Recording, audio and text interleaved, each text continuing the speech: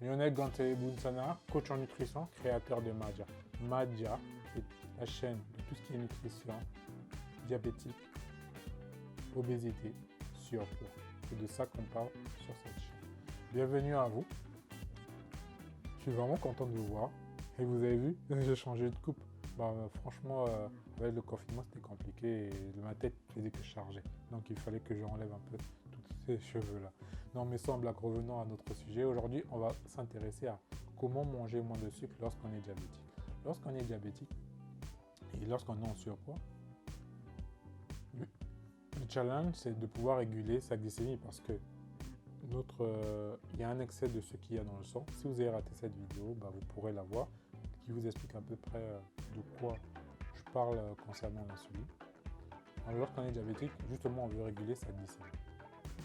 Et donc, on décide de changer son alimentation, donc manger moins de sucre. Généralement, les diabétiques, ils le savent, ils doivent manger moins de sucre. Mais comment manger moins de sucre? Il faut s'intéresser aux légumes.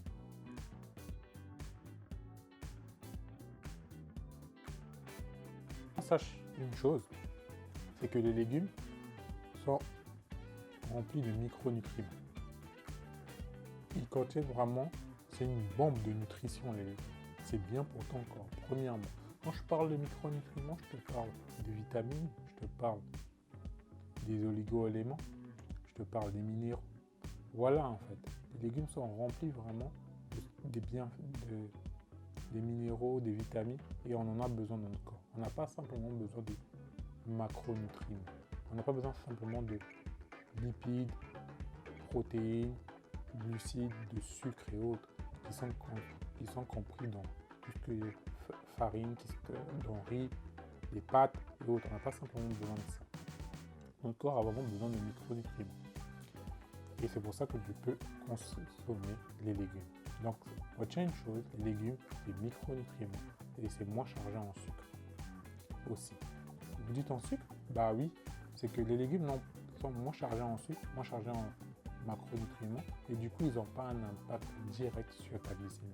Donc, tu peux le consommer. Contrairement en fait au sucre, genre des glucides simples, glucides complexes, tout ce que tu manges dans le riz et autres, là, ça a un impact sur ta glycémie.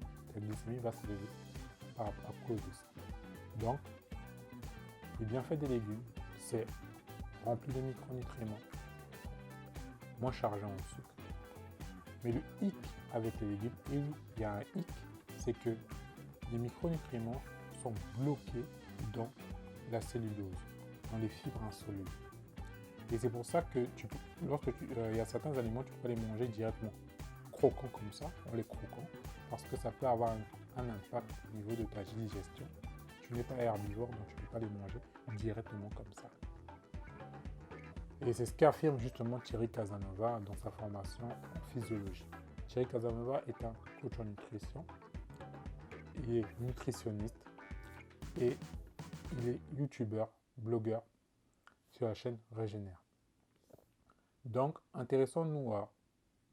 il faut s'intéresser justement à la cuisson de tes légumes. C'est la cuisson de tes légumes qui va te permettre de contourner justement ces fibres insolubles-là, de pouvoir justement en tirer tous les micronutriments dont tu as besoin pour ton corps.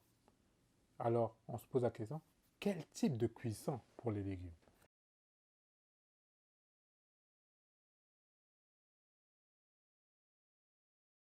Il faut s'intéresser à une cuisson de basse température. Pourquoi basse température? Sachez une chose, plus c'est chaud, plus c'est lent, plus tu ne vas pas pouvoir en tirer des bienfaits par rapport à tes légumes. Donc, cuisson de basse température, genre cuisson à vapeur, mais il ne faut pas que ça dure très longtemps, il faut que ça reste croquant, voilà, premièrement. Il faut t'intéresser à par exemple, la cuisson à l'eau. Je veux dire, tu fais bouillir tes légumes dans de l'eau chaude, mais certes, tes légumes vont perdre quelques propriétés, voilà, mais il ne faut pas que ça soit trop long aussi, parce que sinon tu risques de tout perdre.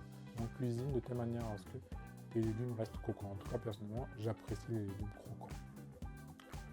Tu peux aussi privilégier des cuisines à l'étouffée, en papillote.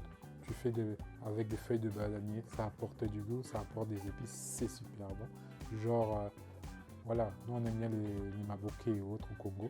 Pour les Congolais, ils comprennent de quoi je parle. Donc voilà, on privilégie vraiment une cuisson à basse température. Privilégiez aussi Tu peux manger des légumes de manière crue, en salade par exemple, mais tu peux pas les manger de manière directe comme ça parce que ça peut avoir un impact au niveau de ton corps. Pour ça, tu les découpes petit à petit, en émince, tu les éminces, tu les découpes, tu les râpes. Donc c'est tout ça qui va faire en sorte que tu pourras consommer plus facilement tes légumes. Voilà. Du coup, tu retiens une deux choses, c'est pour la cuisson, c'est cuisson basse température, émincer tes légumes, découper en petits. Et quand je te parle, voilà un peu ce qu'il faut faire lorsque tu manges tes légumes. Donc je te laisse avec ça. S'il y a une chose à retenir, c'est que les légumes qui sont bons pour la santé, tu peux y aller avec tes légumes. Mais c'est la cuisson qui va aussi te permettre de retirer toute la saveur de tes légumes, tous les bienfaits de tes légumes. Donc si tu es diabétique ou tu es en surpoids, mange les légumes. Voilà. Allez, on se revoit la semaine prochaine pour une autre vidéo où on parlera encore d'un autre sujet qui serait intéressant. Donc n'hésite pas à t'abonner afin de recevoir des informations par rapport à Madia, des informations. Voilà. Allez, je te laisse avec ça. On se revoit la semaine prochaine. Bye bye.